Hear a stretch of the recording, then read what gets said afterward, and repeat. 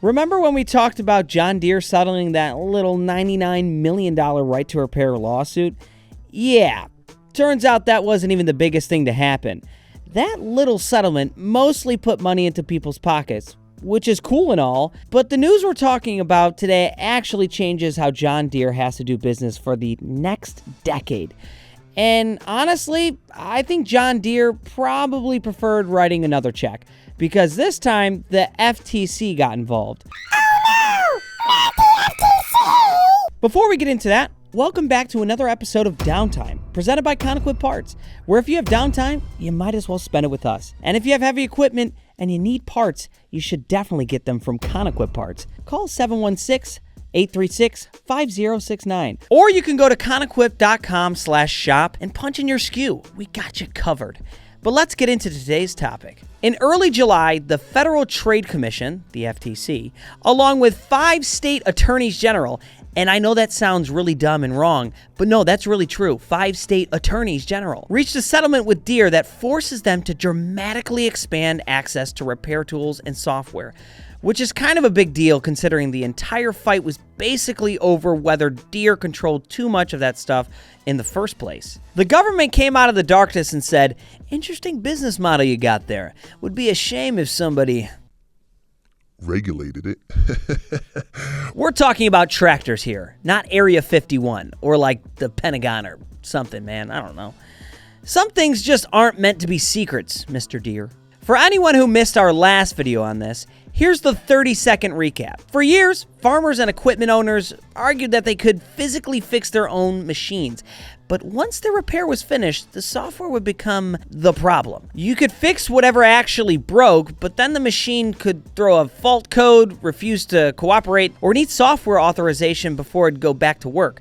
Basically, congratulations on repairing your $900,000 combine. Now, please wait for a guy with a laptop to say that, yes, you did in fact replace that thing you literally just replaced. Imagine changing the batteries in your TV remote and then having to schedule a Zoom meeting with Samsung before the volume buttons worked again. You could understand why they'd be upset, because that's basically what people are complaining about. Now the FTC has stepped in and said Deere has to open that door a whole lot wider, for the next 10 years to be exact. John Deere has to provide farmers and independent repair shops with essentially the same repair resources their dealerships receive. That's the important part. Not some access, not limited access.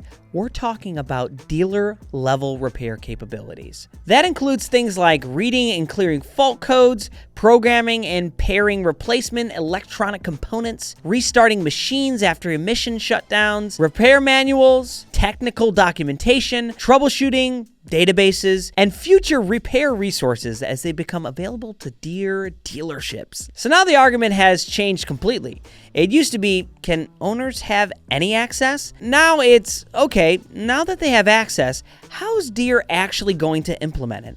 And that's a very different conversation. Now, before anyone starts dancing on Deere's grave, there are still plenty of unanswered questions. How expensive will these subscriptions be? Will independent repair shops have to jump through 17 flaming hoops to get access? Will software updates arrive at the same time dealerships get them? Or will they mysteriously show up 3 months later after you have already switched careers? These details still matter, because technically having access and practically having access are two very different things. Anybody who's ever tried canceling a gym membership already understands this concept. I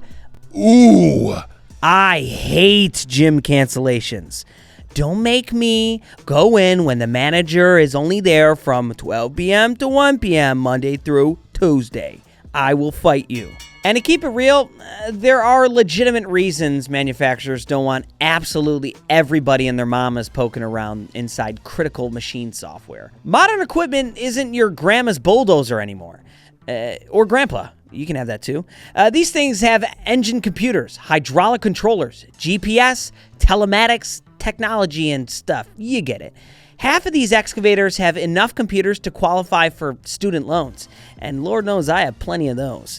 One bad software flash and suddenly your wheel loader starts identifying as a smoke machine. Manufacturers argue certified technicians exist because improper software changes can create safety issues, emission violations, warranty headaches, or turn an excavator into a very expensive lawn ornament. Those concerns aren't completely unreasonable, but owners have always come back with the same response.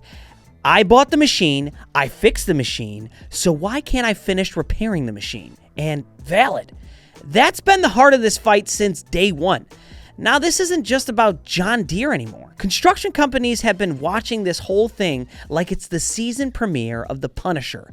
Blue-collar dudes love The Punisher. Facts. There's already an ongoing lawsuit involving Deere's construction equipment. And after this FTC settlement, you can bet lawyers representing construction contractors are paying very close attention. Because if dealer-level repair access is becoming the standard for agriculture, the obvious next question is, why should yellow iron be any different? Excavators don't magically become less emotionally fragile because they're painted yellow instead of green. Now, this might end up being the biggest part of the whole story. The $99 million settlement made headlines because of the dollar amount. But this FTC agreement might have a much bigger impact on the industry because now every major manufacturer is watching. If Deere can be required to open up their repair access, who's next? This could end up being the blueprint for the entire heavy equipment industry over the next several years. So before we sign off, what you should take away from this is that the right to repair conversation has officially entered a new phase. Like the Avengers. Wook, we saw that trailer together. So we're no longer arguing whether or not owners deserve access. Now we're watching to see what access actually looks like and whether this spreads beyond John Deere. Machines are only getting smarter, which means ownership is becoming less about who holds the title and more about who controls the login password. At this point, your excavator is going to reboot halfway through a foundation because it decided 2:17 p.m. was a great time to install security updates. Love it. That'll do it for today's episode. Let us know in the comments how you feel about these new developments between John Deere and the FTC.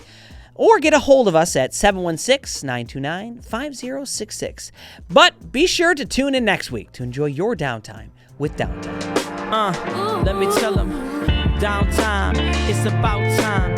Big bad problem, trying to strip it down line. Downtime, turning all the cash to dirt. Downtime, getting us back to work.